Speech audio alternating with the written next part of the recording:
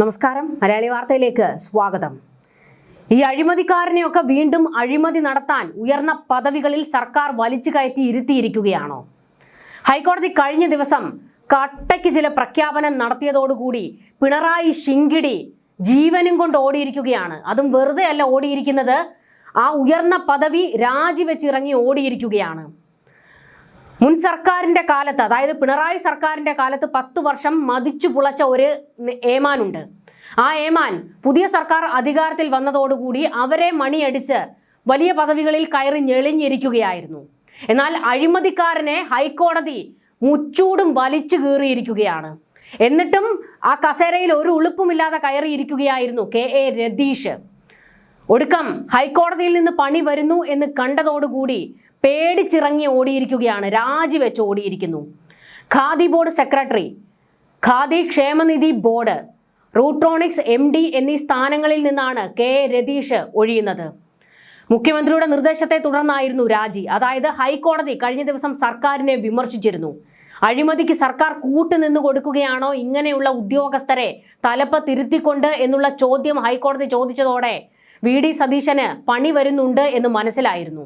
ഇതോടെ മുഖ്യമന്ത്രി VD Satheesan KA രതീഷിനോട് രാജി എഴുതി മേടിക്കുകയായിരുന്നു. അങ്ങനെ അധികാര കസേരയിൽ നിന്ന് ചവിട്ടി ഇറക്കി വിട്ടിരിക്കുന്നു. പിണറായി കാലത്ത് വല്ലാതെയാണ് അങ്ങ് സമ്പാദിച്ചു കൂട്ടിയത് KA രതീഷ്. ഇതോടുകൂടി 8ന്റെ പണി കിട്ടിയിരിക്കുകയാണ്. തീർന്നില്ല, രാജിവെച്ച് ഇറങ്ങി ഓടിയത് കൊണ്ടൊന്നും അവസാനിക്കാൻ പോകുന്നില്ല. ഏമാന്റെ വീട്ടിൽ കയറിയാണ് ഇനി റെയ്ഡും മറ്റ് നടപടികളിലേക്കും കടക്കാൻ പോകുന്നത്. CBIയുടെ അന്വേഷണ റഡാറിലാണ് KA രതീഷ് ഉള്ളത്.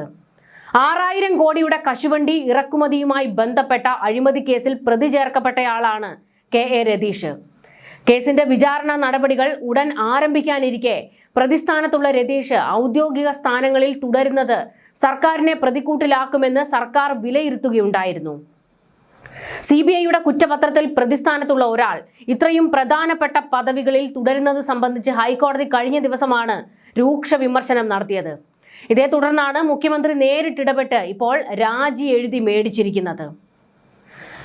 കേസിൽ രതീഷിനെതിരെ പ്രോസിക്യൂഷൻ നടപടികൾക്ക് സർക്കാർ നേരത്തെ അനുമതി നൽകിയിരുന്നു.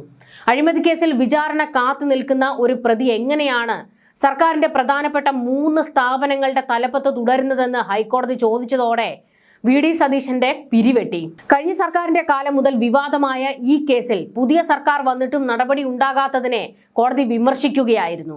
അതായത് മുൻ സർക്കാരിന്റെ അതേ നടപടി തന്നെ ഇപ്പോഴത്തെ സർക്കാരും സ്വീകരിച്ചു. ഈ ഉദ്യോഗസ്ഥനെ വീണ്ടും തലപ്പത്ത് കൊണ്ടിരുത്തി. 3 സ്ഥാപനങ്ങളുടെ തലപ്പത്താണ് കൊണ്ടിരുത്തിയത്. അതായത് 600 കോടിയുടെ അഴിമതി നടത്തിയ ഒരുത്തനെയാണ് VD സതീശൻ സർക്കാരും 3 തലപ്പത്ത്, അതായത് സർക്കാരിന്റെ 3 പദവികളിൽ കൊണ്ടിരുത്തിയിരിക്കുന്നത്. എന്നാൽ ഹൈക്കോടതി കട്ടായം കലിപ്പിച്ചിറങ്ങിയതോടെ രതീഷിന് മറ്റ് നിവൃത്തിയില്ലാതെ രാജിവെക്കേണ്ടി വന്നിരിക്കുകയാണ്. അപ്പോൾ ഒരു കാര്യം ഉറപ്പിക്കാം, VD സതീശൻ ഇനിയും ജനങ്ങൾക്കെതിരായ ഇത്തരത്തിലുള്ള നടപടികൾ സ്വീകരിച്ചാൽ വിമർശിക്കാനും എടുത്ത നടപടിയിൽ നിന്ന് പിന്തിരിപ്പിക്കാനും ഇവിടെ സംവിധാനം ഉണ്ട് എന്ന് ഏകദേശം മനസ്സിലായല്ലോ. അതായത് മുൻ സർക്കാരിന്റെ അതേ രീതിയിൽ തന്നെ ഈ അഴിമതിക്കാരന് ഈ സർക്കാരും വളം വെച്ചു കൊടുക്കുകയാണ് ചെയ്തത്. അപ്പോൾ രാഷ്ട്രീയക്കാരുമായിട്ടൊക്കെ നല്ല ബന്ധമുള്ള ആളാണ് ഈ KA രതീഷ്. ഈ KA രതീഷ് നടത്തിയ അഴിമതിയുടെ പണം ആരുടെയൊക്കെ കൈകളിലേക്ക് പോയിട്ടുണ്ട് എന്നതടക്കമുള്ള അന്വേഷണമാണ് നടക്കാൻ പോകുന്നത്. അപ്പോൾ ചിലരൊക്കെ വെള്ളം കുടിക്കേണ്ടി വരും എന്നുള്ളതും വ്യക്തമാകുകയാണ്. കശുവണ്ടി വികസന കോർപ്പറേഷനിലെ കോടികളുടെ അഴിമതി കേസിൽ CBI വിചാരണ നേരിടുന്ന KA രതീഷിനെ വിവിധ പൊതുമേഖലാ സ്ഥാപനങ്ങളുടെ തലപ്പത്ത് തുടർച്ചയായി നിയമിച്ച നടപടിയിൽ വലിയ രീതിയിൽ എതിർപ്പ് ശക്തമായിക്കൊണ്ടിരിക്കുകയായിരുന്നു. UDFൽ നിന്ന് തന്നെ പലരും പറഞ്ഞു ഇത് അപകടമാണ്, അയാളെ മാറ്റി നിർത്തണം എന്നുള്ളത്. എന്നിട്ടും കേൾക്കാതെയാണ് 3 പദവികളിൽ VD സതീശനും കൊണ്ടിരുത്തിയത്. ഹൈക്കോടതിയിൽ നിന്ന് കിട്ടിയതോടുകൂടി സതീശന് തൃപ്തിയായി. ഇപ്പോൾ ആളെ തന്നെ രാജിവെപ്പിച്ചിരിക്കുകയാണ്. അഴിമതിക്ക് കൂടുതൽ സാധ്യതയുള്ള തസ്തികകളിൽ തന്നെയാണ് ഇയാളെ പ്രതിഷ്ഠിച്ചിരിക്കുന്നത് എന്ന് ഹൈക്കോടതി സർക്കാരിനെ പരിഹസിച്ചുകൊണ്ട് പറഞ്ഞത്. രതീഷിനെതിരെയുള്ള അഴിമതി ആരോപണങ്ങൾ അതീവ ഗൗരവമുള്ളതാണെന്ന് വ്യക്തമാക്കിയ ഹൈക്കോടതി 4 ആഴ്ചയ്ക്കകം വിശദമായ മറുപടി നൽകാൻ സർക്കാരിന് നിർദ്ദേശം നൽകിയിരുന്നു. എന്നാൽ 4 ആഴ്ചയൊന്നും വേണ്ടി വന്നില്ല. അതിനു മുൻപ് തന്നെ ദിവസങ്ങൾക്കുള്ളിൽ തന്നെ രതീഷിനെ രാജിവെപ്പിച്ചിരിക്കുകയാണ്. പൊതുപ്രവർത്തകനായ KM ഷാജഹാൻ സമർപ്പിച്ച ഹർജി പരിഗണിക്കവെയായിരുന്നു ജസ്റ്റിസ് A ബദറുദ്ദീൻ അധ്യക്ഷനായ സിംഗിൾ ബെഞ്ച് കഴിഞ്ഞ ഇടയ്ക്ക് സർക്കാരിനെതിരെ കടുത്ത പരാമർശങ്ങൾ നടത്തിയത്. കശുവണ്ടി വികസന കോർപ്പറേഷനിൽ നടന്ന 600 കോടിയുടെ തോട്ടണ്ടി ഇറക്കുമതി അഴിമതി കേസിലെ ഒന്നാം പ്രതിയാണ് KA രതീഷ്. CBIയുടെ കേസിലെ CBI അന്വേഷണം നടത്തിക്കൊണ്ടിരിക്കുന്ന കേസിൽ ഒന്നാം പ്രതിയാക്കിയിട്ടുള്ള ഒരാളെയാണ് സർക്കാർ ഇങ്ങനെ അങ്ങ് വെച്ച് വാഴിച്ചത്. ഹൈക്കോടതിയുടെ മുൻ ഉത്തരവുകളെ തുടർന്നായിരുന്നു ഇയാളെ പ്രോസിക്യൂട്ട് ചെയ്യാൻ CBIക്ക് സർക്കാർ അനുമതി നൽകിയിരുന്നതുമാണ്. എന്നാൽ ഗുരുതരമായ വിചാരണ നേരിടുന്ന ഇയാൾ നിലവിൽ khadi board secretary, Kerala state Rutronix MD, Kerala khadi തൊഴിലാളി ക്ഷേമനിധി ബോർഡ് CEO എന്നീ പ്രമുഖ പദവികളിലാണ് ഇരുന്ന് ഞെളിഞ്ഞുകൊണ്ടിരുന്നത്. കമ്പനീസ് നിയമപ്രകാരം ഒരാൾ പരമാവധി 5 വർഷം മാത്രമേ ഒരു സ്ഥാപനത്തിന്റെ MD ആയിരിക്കാൻ കഴിയൂ എന്നിരിക്കെ 11 വർഷത്തിലേറെയായി ഇയാൾ ഒരേ സ്ഥാനത്ത് തന്നെ തുടരുകയാണ് എന്നും ഹർജിയിൽ ചൂണ്ടിക്കാണിച്ചിരുന്നു. അതായത് കൃത്യമായി രാഷ്ട്രീയ ബന്ധങ്ങൾ ഉള്ളതുകൊണ്ട് തന്നെയാണ്, ആ പ്രിവിലേജ് കൊണ്ട് തന്നെയാണ് അയാൾ ഇത്രയും കാലം അധികാര കസേരയിൽ ഇരുന്നത്. വിജിലൻസ് ക്ലിയറൻസുകളോ കേന്ദ്ര വിജിലൻസ് കമ്മീഷന്റെ മാനദണ്ഡങ്ങളോ പാലിക്കാതെയാണ് നിയമനം നടത്തിയതും. നേരത്തെ അഴിമതി കേസിലെ പ്രതികളെ സംരക്ഷിക്കുന്ന നിലപാട് സർക്കാർ സ്വീകരിച്ചതിനെതിരെ ഹൈക്കോടതിയും കോടതിയലക്ഷ്യ നടപടികളുമായി മുന്നോട്ട് പോയിരുന്നു. തുടർന്ന് വ്യവസായ വകുപ്പിലെ ഉന്നത IAS ഉദ്യോഗസ്ഥർ കോടതിയിൽ നേരിട്ടെത്തി നിരുപാധികം മാപ്പ് അപേക്ഷിക്കുന്ന സാഹചര്യവും ഉണ്ടായിട്ടുണ്ട്. ഇതിന് പിന്നാലെയാണ് പുതിയ ഇടപെടൽ നടന്നത്.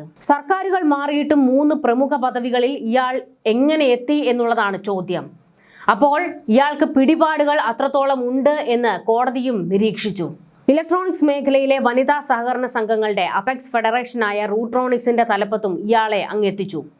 കോടികളുടെ അഴിമതി ആരോപണം നേരിടുന്ന ഉദ്യോഗസ്ഥനെ ഭരണ സ്വാധീനം ഉപയോഗിച്ച് തൽസ്ഥാനങ്ങളിൽ തുടരാൻ അനുവദിച്ചിരിക്കുന്നത് വലിയ പ്രതിഷേധത്തിനും ഇടയാക്കി. പിണറായി സർക്കാരിന്റെ കാലത്ത് ലഭിച്ച അതേ സംരക്ഷണം രതീഷിന് ഇപ്പോഴും ലഭിച്ചുകൊണ്ടിരിക്കുകയാണ് എന്നുള്ളതാണ് യാഥാർത്ഥ്യം. ഏതൊക്കെ തലപ്പത്ത് ഇയാളെ കൊണ്ടിരുത്തിയിട്ടുണ്ടോ അവിടങ്ങളിലെല്ലാം ഇയാൾ അഴിമതി നടത്തിയ ചരിത്രമാണ് ഉള്ളത്. ഒന്നാം പിണറായി സർക്കാരിന്റെ കാലത്ത് വ്യവസായ പരിശീലന കേന്ദ്രത്തിൽ ഇയാൾക്ക് നിയമനം നൽകി. പിന്നീട് ഇയാളെ ഇൻകൽ MD ആയി നിയമിച്ചു. അപ്പോഴാണ് CBI കേസിൽ പ്രതിയാകുന്നത്. ഇതോടെ ഇൻകലിൽ നിന്ന് ഒഴിവാക്കിയെങ്കിലും കേസ് വിവരം പൂർണ്ണമായി മറച്ചുവെച്ച് ഇയാളെ ഖാദി ബോർഡ് സെക്രട്ടറിയാക്കി ഉയർത്തുകയായിരുന്നു ഒന്നാം പിണറായി സർക്കാരിന്റെ കാലത്ത് ചെയ്തത്.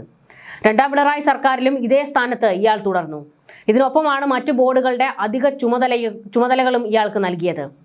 കരുനാഗപ്പള്ളിയിൽ ലോക്കൽ കേബിൾ TV ഫ്രാഞ്ചൈസി നടത്തി സാമ്പത്തിക ബാധ്യതയിലാവുകയും ജപ്തി ഭീഷണി നേരിടുകയും ചെയ്തിരുന്ന സാധാരണ പശ്ചാത്തലത്തിൽ നിന്നാണ് രതീഷിന്റെ അത്ഭുതകരമായ വളർച്ച സംഭവിച്ചത്. 2002-ൽ PK കുഞ്ഞാലിക്കുട്ടി വ്യവസായ മന്ത്രിയായിരുന്ന കാലത്താണ് ചാത്തന്നൂർ സ്പിന്നിംഗ് മില്ലിന്റെ MD ആയി ഇയാളെ കരാർ അടിസ്ഥാനത്തിൽ നിയമിക്കുന്നത്. എന്നാൽ ആക്രി വിൽപ്പനയുടെ മറവിൽ പുതിയ മെഷീനറികൾ വിൽക്കാൻ ശ്രമിച്ചു എന്ന ആരോപണത്തെ തുടർന്ന് തൊഴിലാളി പ്രതിഷേധം ശക്തമായതോടെ ഇയാളെ അവിടെ നിന്ന് മാറ്റി. തുടർന്ന് കാപെക്സ് MD ആയി നിയമിച്ചു. അവിടെയും വൻ അഴിമതി ആരോപണങ്ങൾ ഉയരുകയും ധനകാര്യ പരിശോധനാ വിഭാഗം റിപ്പോർട്ട് സമർപ്പിക്കുകയും ചെയ്തിരുന്നു. ഇതിനിടയിലാണ് 2005-ൽ കശുവണ്ടി വികസന കോർപ്പറേഷൻ MD സ്ഥാനത്തിന്റെ അധിക ചുമതല കൂടി നൽകുന്നത്.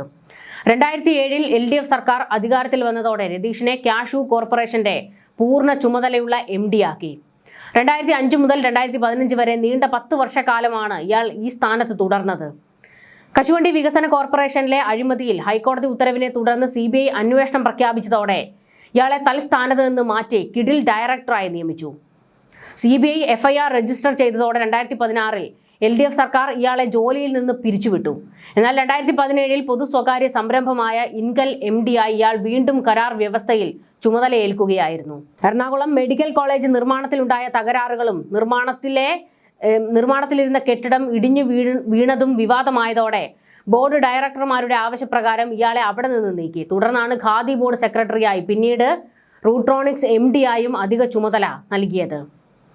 മിൽക്ക് ഖാദി വിൽപ്പന നടത്തുന്നതിലൂടെ ഒരു വർഷം 100 മുതൽ 125 കോടി രൂപ വരെ മറ്റ് സംസ്ഥാനങ്ങളിൽ നിന്നുള്ള തുണിത്തരങ്ങളും സാമഗ്രികളും ഖാദി ബോർഡിലേക്ക് വാങ്ങുന്നതിൽ വൻ ക്രമക്കേട് നടക്കുന്നതായും ആരോപണമുണ്ട്.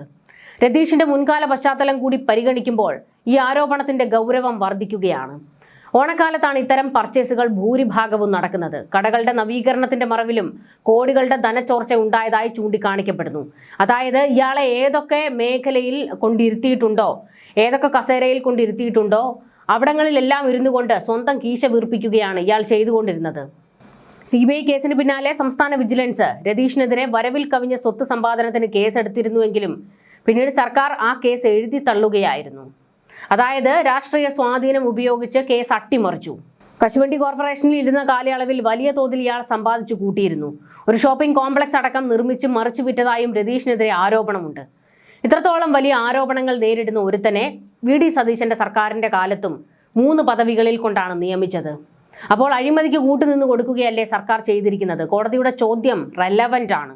എന്തായാലും കോടതിയിൽ നിന്ന് പണി വരുന്നുണ്ട് എന്ന ഘട്ടത്തിലാണ് ഇപ്പോൾ രതീഷിനെ രാജിവെപ്പിച്ചിരിക്കുന്നത്.